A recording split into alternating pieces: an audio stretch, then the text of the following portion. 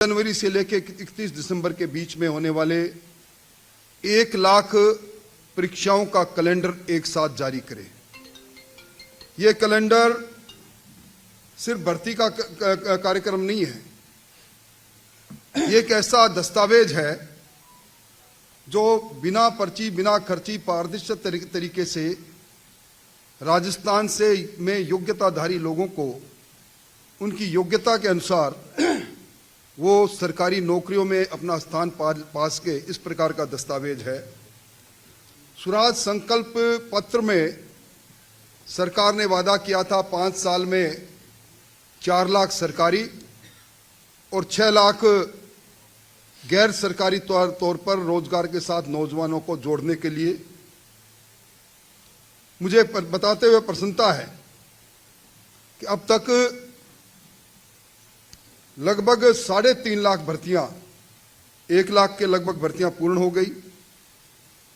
1,53,000 भर्तियां प्रक्रिया में हैं, जो आने वाले 4.5 महीने में पूरी होगी। और 1 लाख भर्ती का ये कैलेंडर,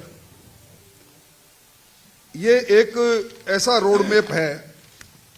और जहां दूसरी ओर अगर गहलोत साहब के सरकार की मैं बात करूं तो पूरे 5 साल में गहलोत साहब ने 2,07,570 सरकारियां भर्ती की। इन 2,07,570 भर्तियों में 82,000 भर्तियां वो थी संविदा कर्मियों की जो राजस्थान संविदा भर्ती नियम 2022 के अंतर्गत जो पूर्व में कार्यरत थे, उनको इस रूल के माध्यम से नियमित करने का काम किया। इन्हीं भर्तियों में से आज जब मैं आपसे बात कर रहा हूं, अलग अलग 31,000 के लगभग भर्तियां ऐसी है जो आज भी किसी न किसी न्यायिक विवाद में अटकी पड़ी है। सबसे बड़ी बात है कि राजस्थान के अंदर 5 साल में कांग्रेस के समय में जो बेरोजगारी दर थी वो औसतन 26% रही, कभी 31% रही, कभी 27% रही, कभी 25.5% रही।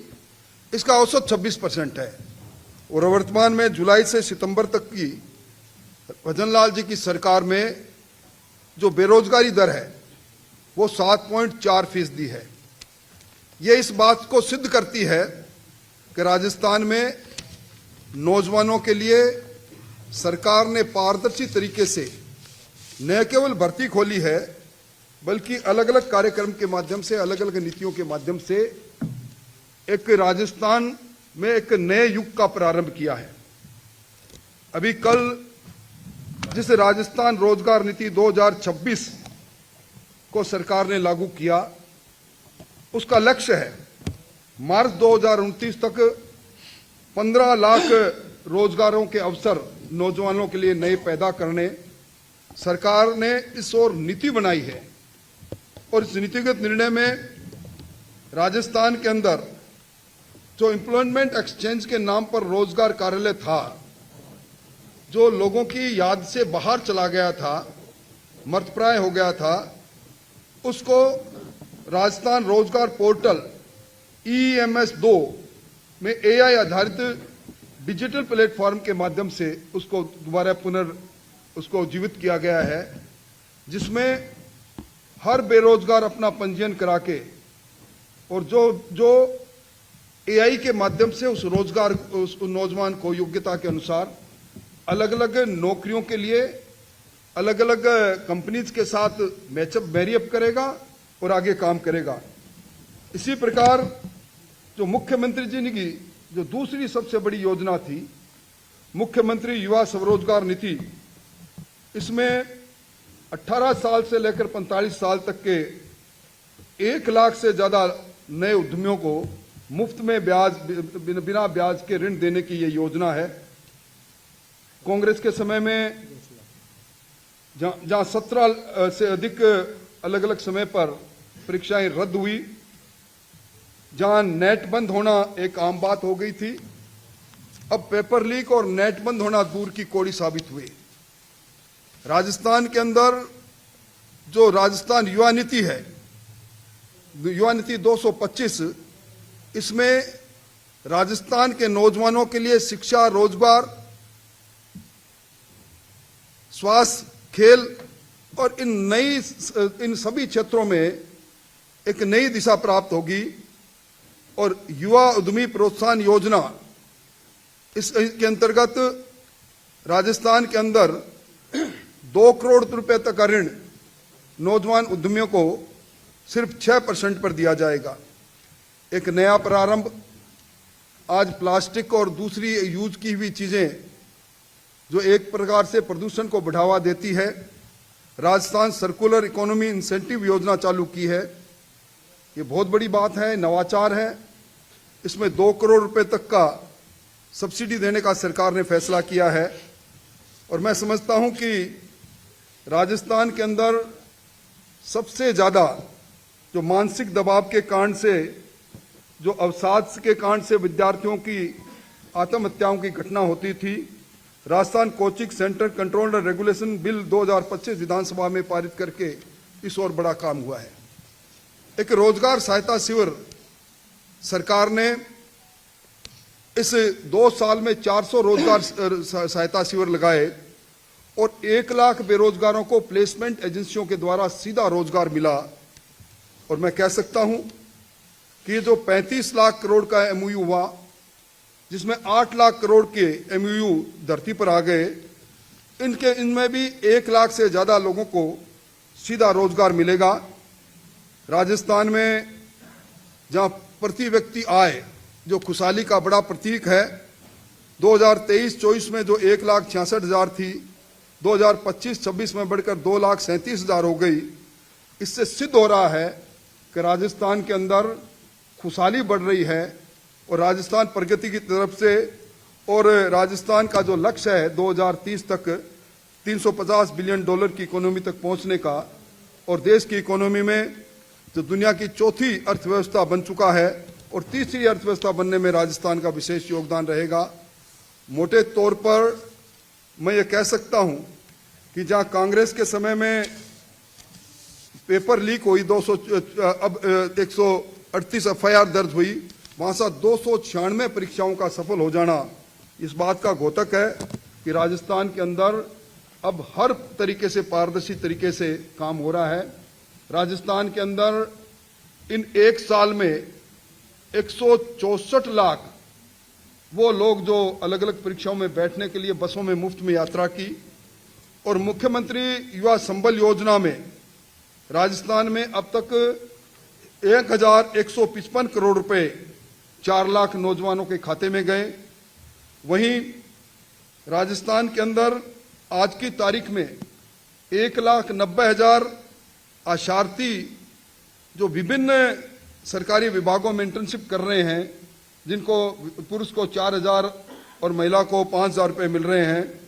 और राजस्थान के अंदर जो कौशल नीति आई जो 16 अप्रैल 2025 को जारी हुई, उसमें भी अब तक 963 कौशल विकास केंद्रों के माध्यम से 3 लाख नौजवान अब कौशल प्राप्त करके सब रोजगार से जुड़ चुके हैं। मैं ये कह सकता हूं कि पिछली सरकार और इस सरकार के बीच में एक बहुत बड़ा अंतर, न भूतो न भविष्यत है। इस प्रकार राजस्थान के अंदर नौजवानों को रोजगार के साथ जोड़ना, सरकारी और गैर सरकारी स्तर पर नौजवानों को स्वावलंबित करने का जो काम किया है, उस निश्चित तौर पर राजस्थान का सबसे बड़ा वर्ग 63% जो नौजवान राजस्थान के हैं, उनको एक तोहफा देने का काम मुख्यमंत्री जी ने किया है। इस महत्वपूर्ण विषय पर, क्योंकि कल ही युवा दिवस गया है, युवाओं को जो उपहार मिला उसके बारे में मोटे तौर पर मोटी मोटी बातें मैंने आपके सामने रखी। अब मेरे दाएं और बाईं ओर दोनों पूर्व प्रदेश अध्यक्ष बैठे हैं।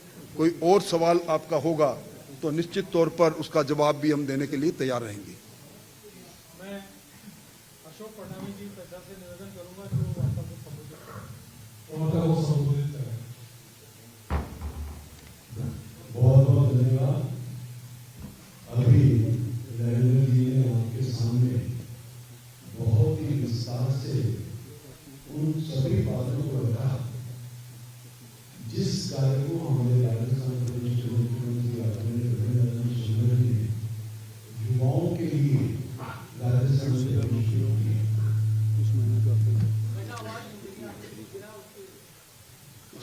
यहाँ रख दो उसको, यहाँ रख अब दो। रख दीजिए उसको, वैसे अब बोलो, अब आवाज पकड़ लीजिए। ये सत्य है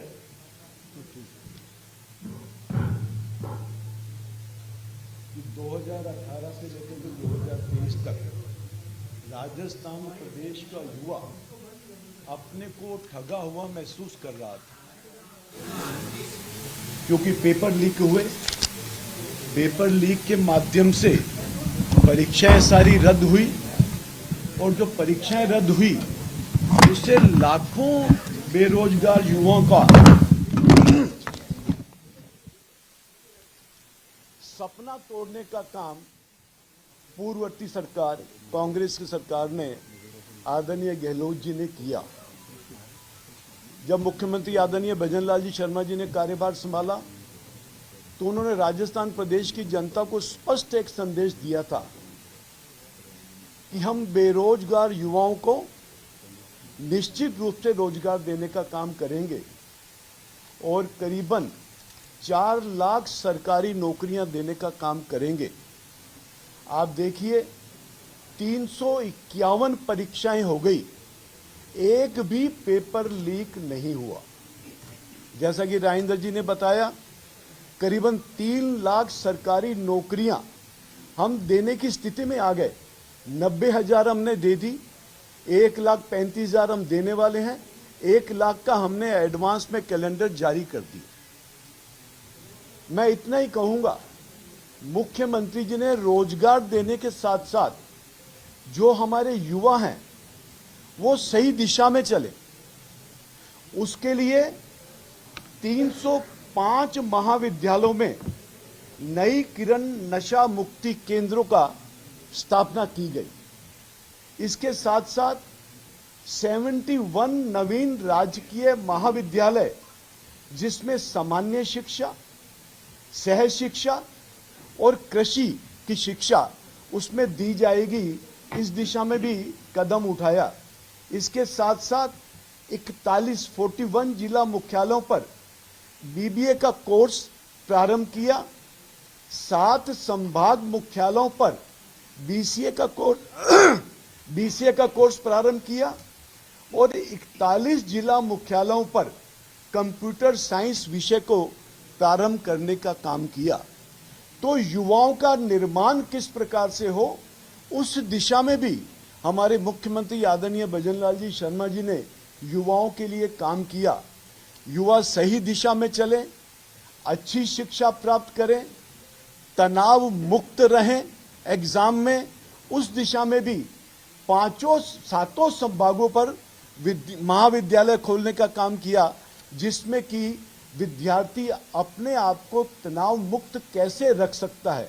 मैं समझता हूं ये पहली सरकार होगी जिस सरकार ने युवाओं के लिए इतना काम किया है, और युवा ही हमारी शक्ति है, युवा ही हमारे राष्ट्र को आगे लेके जाएगा और युवा ही हमारे प्रदेश को आगे लेकर के जाएगा। उस दिशा में देखते हुए मुख्यमंत्री जी ने जो कार्य किए हैं, मैं समझता हूं बहुत ही सराहनीय कार्य है, राजस्थान प्रदेश के युवाओं के लिए करने का काम किया है उन्होंने। धन्यवाद।